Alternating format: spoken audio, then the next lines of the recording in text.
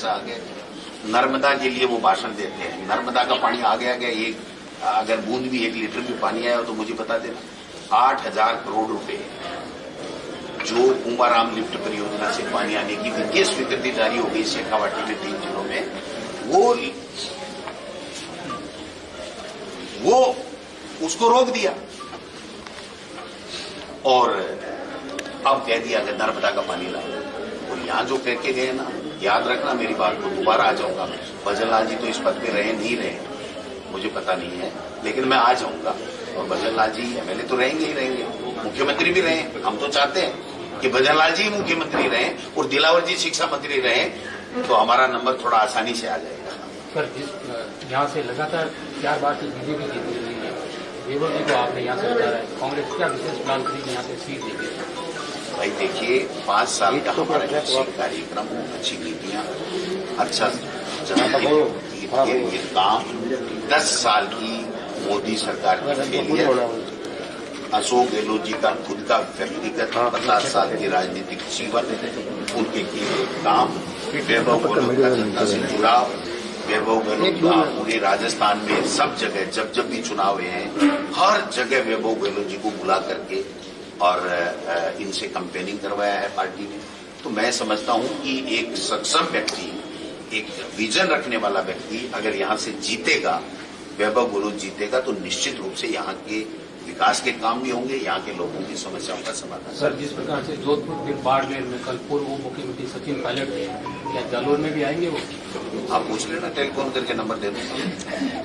Sir, कल मुख्यमंत्री जी ने आरोप लगाया कांग्रेस में परिवारवाद है, केंद्र में सोनिया जी और स्टेट में अशोक जी अपने बेटे को आगे कर रहे हैं। ये राज्यसभा से किसको टिकट दिया लोकसभा की? और नाथद्वारा से एमएलए कौन है?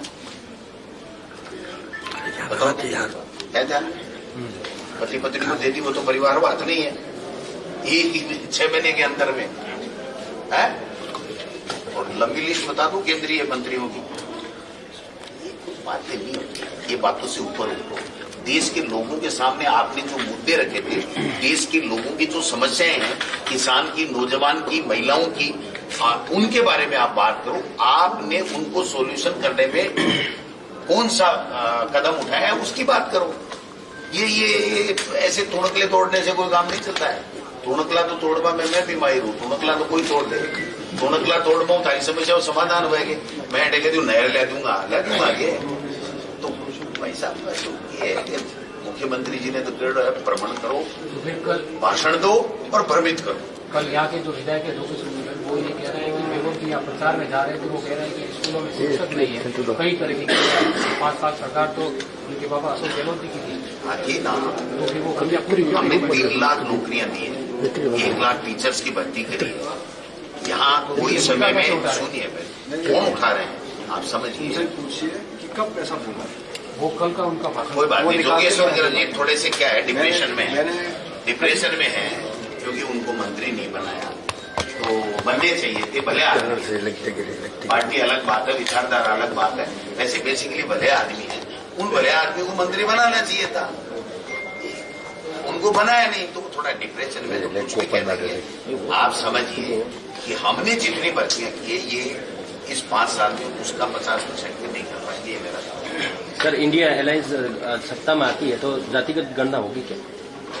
100% ही होगी। क्या नौबत है कि जातिगत गणना अभी नहीं, क्या क्यों नहीं करेंगे?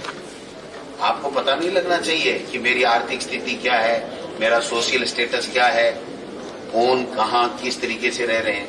आज जो आदिवासी हैं उनको आरक्षण है, लेकिन जो भील हैं, छितराए हुए हैं, उनको आरक्षण नहीं है। उनका सामान्य जीवन बराबर है, उनके लिए कोई योजना नहीं बननी चाहिए क्या? जब तक आप जातिगत जनगणना नहीं करोगे तब तक ये पता ही नहीं चलेगा कि कौन सोशल बैकवर्ड है, किस जाति के लोग कहाँ रहते हैं, उनके लिए आवश्यकताएं क्या है, वो किस चीज के लिए। कहीं पानी की समस्या है तो उसकी बात आ जाएगी, कहीं शिक्षा की कमी है तो वो बात आ जाएगी। इसमें तकलीफ किसको हो रही है? जो देश का प्रधानमंत्री ये कह करके चुनाव लड़ रहा था, मैं ओबीसी का व्यक्ति हूँ, इसका मतलब जाति और वर्ग की बात उन्होंने उठाई है देश के प्रधानमंत्री ने। अब अगर बात आ गई कि साहब जातिगत जनगणना होनी चाहिए, और जातिगत के साथ साथ कांग्रेस का स्टैंड बहुत क्लियर है, सामाजिक, आर्थिक इन सब चीजों का अध्ययन होकर के सबका डाटा एकत्रित होना चाहिए, जिससे उनके जीवन स्तर को ऊपर उठाने के लिए योजनाएं बन सकें। सर, कल बाड़मेर में कर्नल सोनाराम ने कहा कि हरी चौधरी ने एक कांटा निकाल दिया लेकिन 4 कांटे और चुबो दिए, क्या कहोगे? अब भाषण तो भाषण है भाई साहब, सब एक मंच पे थे और उम्मीदवार हम जीत रहा है। कितनी सीटें जीत रहे 25 में से कांग्रेस? बीजेपी से ज्यादा। बीजेपी कितनी जीतेगी? कहाँ जीत रही है मुझे तो लग नहीं रहा अभी देर 25 का दावा कर रहे हैं।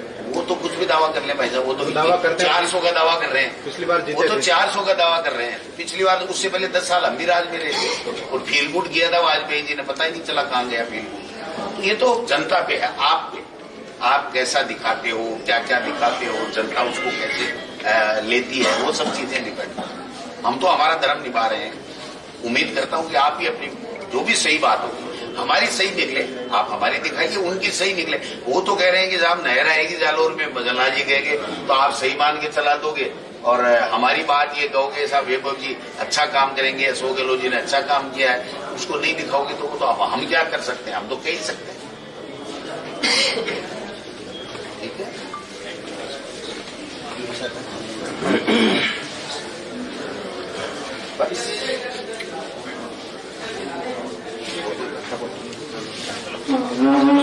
जवाब दे देते जीवन स्तर को ऊपर उठाने के लिए योजनाएं बन सकें। सर, कल बाड़मेर में कर्नल सोनाराम ने कहा कि हरी चौधरी ने एक कांटा निकाल दिया लेकिन 4 कांटे और चुबो दिए, क्या कहोगे? अब भाषण तो भाषण है भाई साहब, सब एक मंच पे थे और उम्मीदवार हम जीत रहा है।